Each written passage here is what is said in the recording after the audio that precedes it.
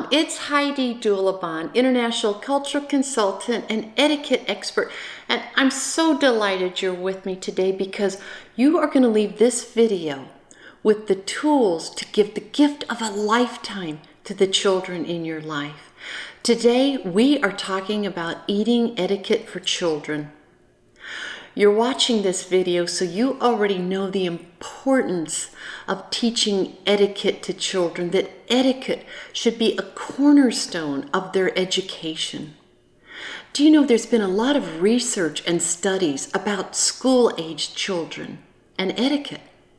And this research has found that students, school-aged children, that practice etiquette, and I mean they practice being respectful. They respect the other students, their teachers, the principal.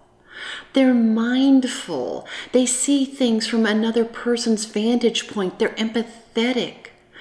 They realize when someone is in need and they jump in and they help other people because they are very caring. Well, the studies show that children that display these social graces, this form of etiquette, are more likable people, obviously, and likable people do better in life. But the studies show that these students are better. They do better in school. They get better grades. They get better marks. And that means they go on to lead more successful careers. And the research shows that even more importantly, that these students are happier people. And isn't that all we really want for our children? We want them to be successful, but we really want them to be happy. So etiquette is this important. So bravo, bravo to you, I say. I applaud you that you're tuning into this video and you are going to gain some new skills or probably refresh some old ones that you can teach your children in your life. And this is the gift that will last them, set them apart for the rest of their lives. Okay, so let's start in. All right, I always think it's fun to engage the children, to make them part of setting the table. So let's first start in and we teach the children to wash your hands very well before you touch all the plates and utensils, because our hands could have germs on them and we want everyone to be very healthy and happy. So wash your hands very well. Take it upon yourself to groom yourself, make sure you look nice, comb your hair, and then let's set the table. So you'll teach the children that you set the forks on the left-hand side, you set the knife and spoons on the right-hand side, the plate is in the middle, with a napkin if you like. If you like, there's another little plate for rolls or bread, and we have our drinks are above the knife and the spoon on the right-hand side. Okay, so this makes sense. I tell everyone that I teach etiquette to, regardless of their age. Why? Why do we do what we do? I think it helps us appreciate things more. It makes sense, and we're more likely to remember them and to practice them. So when you go to pick up your knife and fork, in the beginning to cut something, you hold your fork in your left hand, you hold your knife in your right hand. And that's exactly where they are at home on the place setting. Forks live on the left, knives live on the right. I have a fun little way that I teach children that you can now share with the children in your life. This is fun. It brings in a little bit of spelling and some very basic arithmetic. So let's just go. Okay, so forks on the left. On the left-hand side, how do you spell left? L-E-F-T. How many letters is that? 1, 2, 3, 4. All right, a fork. How do you spell fork? F-O-R-K. How many letters is that? 1, 2, 3, 4. Okay, I've got it. Left-hand side. 4. Okay, 4 plus 1 plate. 4 plus 1 equals 5. On our right-hand side, how do we spell right? R-I-G-H-T. 1, 2, 3, 4, 5. All right, the knives live on the right-hand side. How do we spell knife? K-N-I-F-E. 1, 2, 3, 4, 5. Okay, how about a spoon? Spoons live on the right-hand side as well. How do we spell spoon? S-P-O-O-N. 1, 2, 3, 4, 5.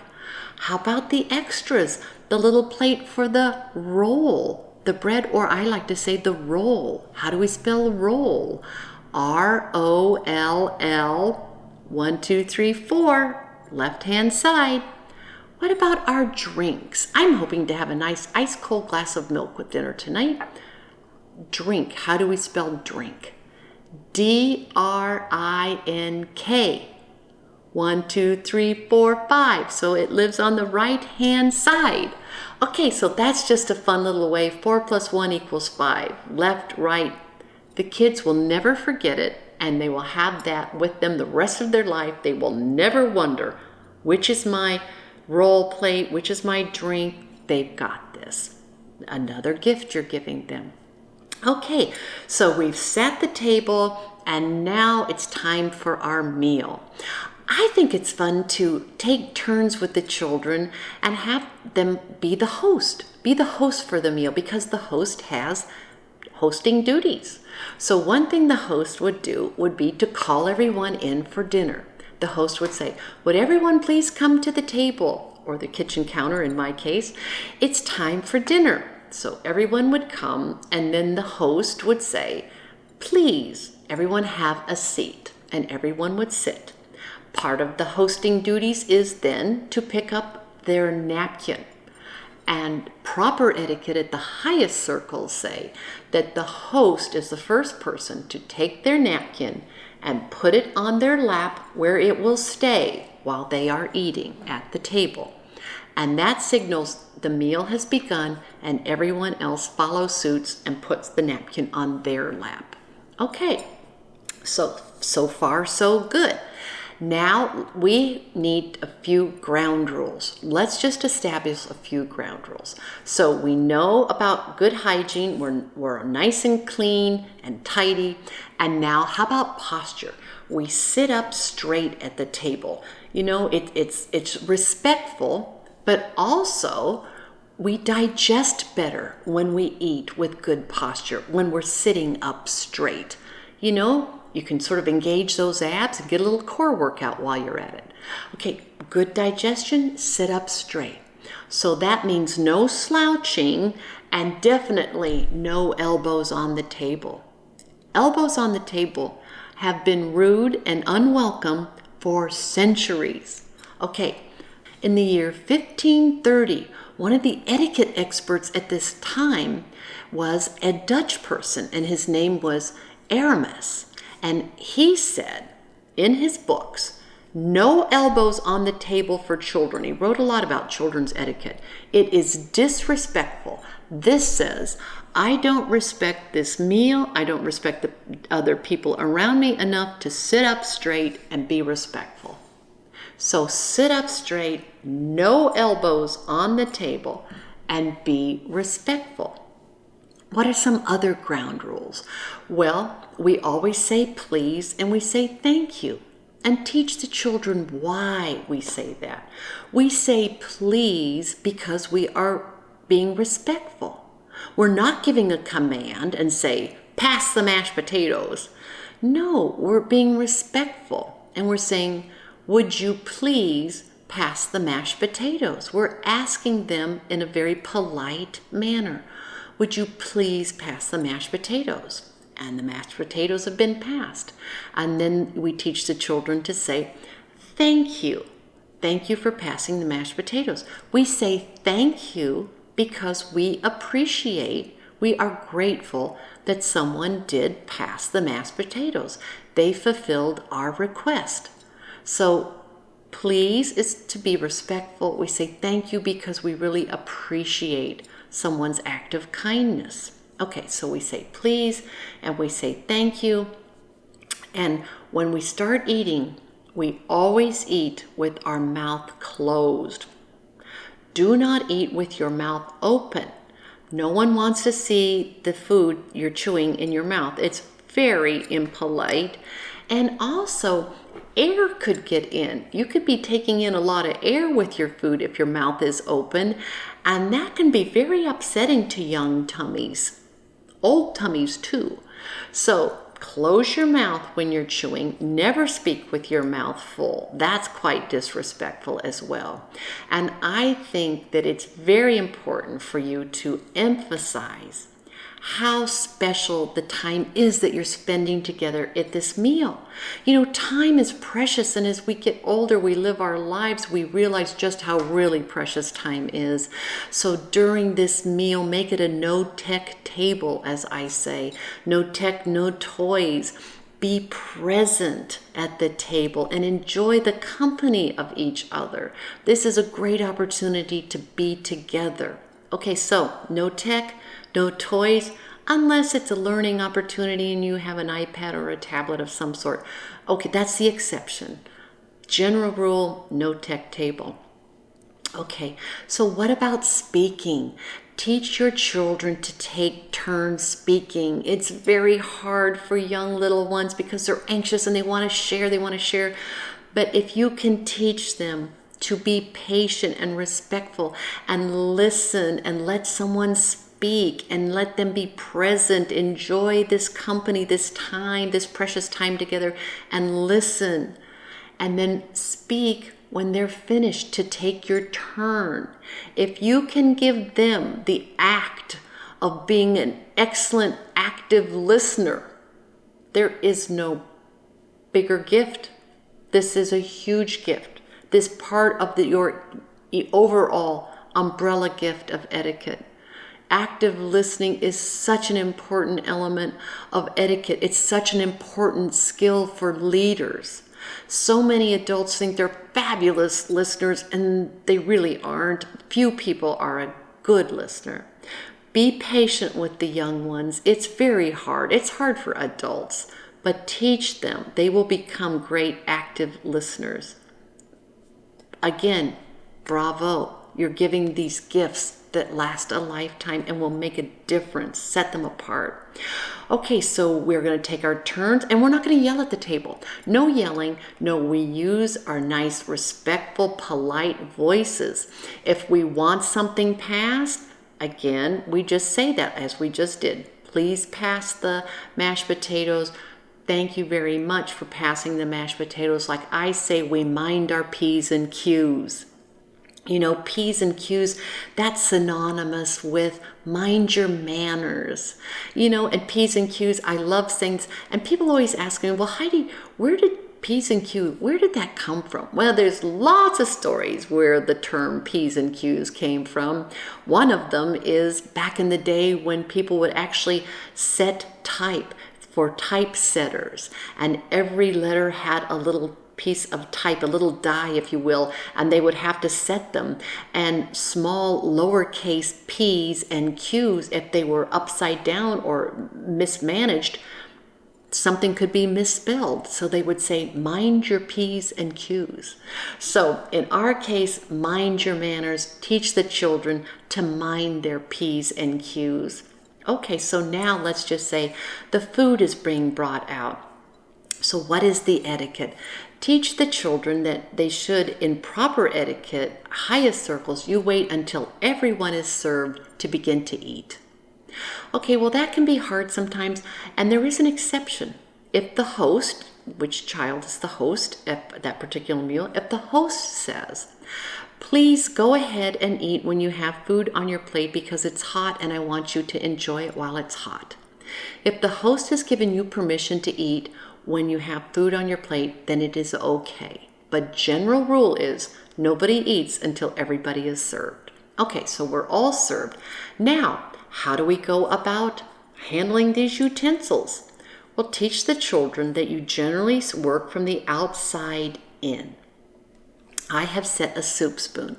Soup, just to tell you, it's an enormous subject, many different kinds of soup, many different kinds of soup spoons. For our purposes today, let's just suffice it to say, if you have soup, teach the children to hold the soup spoon in there. Where'd it come from? Right hand. And you enter the bowl of soup in the middle of the soup with the bowl of the spoon away from you, and you just scoop in a small amount. That's the key, just a small amount. You bring it up to your mouth. You bring the food, as my mother used to say, God rest her soul, bring the food to your mouth, not your mouth to the food. So the soup comes all the way up to us because we are sitting up straight. And then you just tip the spoon and you sip from the side of the spoon, not all the way in. And then you do it all over again. And when it's finished, this bowl of soup should be on a plate or a saucer, and the spoon goes on that plate or saucer. Be patient with children. This is very difficult for adults. So be patient, but as the child grows older and it's easier to handle these things, they will have this, and they will have this for the rest of their life. Okay, I have set a salad fork, but perhaps you are not that formal. You do what's comfortable for you and your family in your home. All right, let's come to the main course. And now we're picking up our knife and our fork. Fork, knife, how do we hold them? This is difficult for adults, so it's very difficult for children and little hands. But keep at it, be patient, keep teaching them, because once they get onto this skill is truly, truly an exceptional skill to have forever, for the rest of their life. They will be dining at the highest circles with diplomats or top executives, and their table manners will be noticed. It'll be noticed that they know how to properly hold a knife and a fork. So how do you do that? Well, first of all, put the fork and the knife in your hand, the handle in the palm of your hand. Put a thumb over the handle to secure it. Your index finger should meet the knife where the blade meets the handle, on the fork where the tines meet the handle. The rest of your fingers wrap around the handle, and then you simply rotate. You just turn. So again, the palms of your hands, thumbs hold it down, fingers wrap around, index fingers where the tines and the blade meet the handle, rotate, turn. Now this is properly holding a knife and a fork. You'll do this for the rest of your life. Okay, so now we're going to cut. There are two ways of cutting and eating. One is used in the United States. It's called the zigzag method, although you can use either in the United States, but this is unique to Americans. The other way that's used in Europe and a lot of other parts of the world is called the continental method. So let's start with the zigzag method, the American method. Okay, so we're holding our knife and fork properly, and we cut one piece at a time. That again is hard for young children. You may want to cut up several pieces. That's okay, but they will know as they get older that one piece at a time. But give it time. Give them time. Be flexible with them. They're learning. So, proper etiquette, one piece at a time. The knife goes on the side of the plate to rest, blade facing me. Goes back to the Middle Ages because sharp knives were everywhere at dinners, and if the blade went out, that was a signal of aggression that I'm going to have a fight with you later. So no fights today. So the blade faces you. Then you zig. Now you're going to zag. You're going to move that fork from the left hand to the right hand to bring it to your mouth. And that's zigging and zagging. So again, to zig and zag, cut one piece. Knife is resting on the edge of the plate, blade in. You switch from the left hand to the right hand, up to your mouth, and you start all over again. That's a lot of work, zigging and zagging. Word is, we all in the Western world were eating with the zigzag method, and somewhere along the line, the Europeans said, oh, holy cow, that's a lot of work. Let's just go to the continental method. So this is what they went to. And it's proper for Americans to use this as well. Okay, so always you hold the utensils this way. You cut one piece and the fork stays in the left hand. The knife could push things onto the fork, and the fork goes directly to your mouth. you do not even need to let go of the knife. So cut up to your mouth. Cut up to your mouth. Much more efficient. Okay, so all this zigging and zagging and continental method, we're tired. Let's take a break. Let's take a break. So what do? We put our knife and fork in an upside down V. That signals I'm resting. It's a universal sign. Any highly trained restaurant the servers will know that. No one will ever say, "Are you finished?" No. This says this at home, in a restaurant, anywhere. Teach your children this from the beginning. It's a great fun to know these unwritten signals. I'm resting. So where do our hands go? I'm resting. I need a break. I'm going to have a drink of milk. And so hands in the United States and the UK go on our lap on top of our napkins. Perhaps maybe during our break we're going to blot. We don't wipe with the napkin, we blot with the napkin. We're going to rest our hands on our lap on top of the napkin. That's not always true around the world. Children in Europe are taught that they have little notches in their wrists, and the little notches are there to rest their wrists on the edge of the table. Their hands, when they're resting, are visible. And that also has roots back to the Middle Ages, when weapons were a very common thing at dinners. And just to let you know, I don't have a weapon hidden. Nothing's bad's gonna happen, because you can see my hands. So just to know, if you see someone doing this, they've had a European or other parts of the world background. Okay, so we're resting, and then we go back, we start eating again, and now it's at the end of the meal. I'm tired. Okay, so we can now put our knife and fork in the finish position. Think of the plate as the face of a clock, and this would be like 20 minutes past 10 o'clock. So there you go. That means I'm finished. Just know 6 o'clock straight up and down in the UK, that means they're finished. So this means they're finished, and say the child said, I need to go to the bathroom. So you teach them to ask permission. They would say, may I please be excused to go to the restroom? You'd say, of course. So what do they do with their napkin? Well, their napkin has been soiled. They've been using it to blot their face, right, while they're eating. So it will not go on the table. It should go on their chair, because this table is a clean zone. So it goes on their chair, they excuse themselves, they go to the bathroom, they come back, they pick up their napkin, they sit down, and then perhaps there's some sort of dessert or something brought in. If not, then we can call this the end of the meal. And then we all will say, it was a lovely meal. Remember to teach the children to thank someone for dinner. Someone made this beautiful dinner, and compliment them. Thank you to the person who made this dinner. It was delicious. I really enjoyed it. Thank you very much. Don't let them just jump up and leave. And before they jump up, say, thank you for this lovely dinner, and then ask to be excused from the table. May I please be excused? Yes, you may. And then they can go off. So I hope this helps. You know, it's really so much fun to teach children eating etiquette. I really mean this. This is something that they will have with them for the rest of their life, and it will set them apart. So I hope this helps. Please reach out to me. I'm here for you. I'd love to answer any questions you have.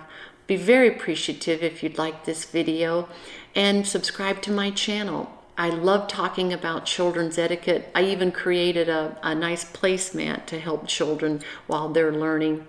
They can be very helpful in a fun way. So what you learned today? I'd love to know. I'd love to know what you learned today. So thank you everyone for listening. Please, as I always say, please be kind. Thank you.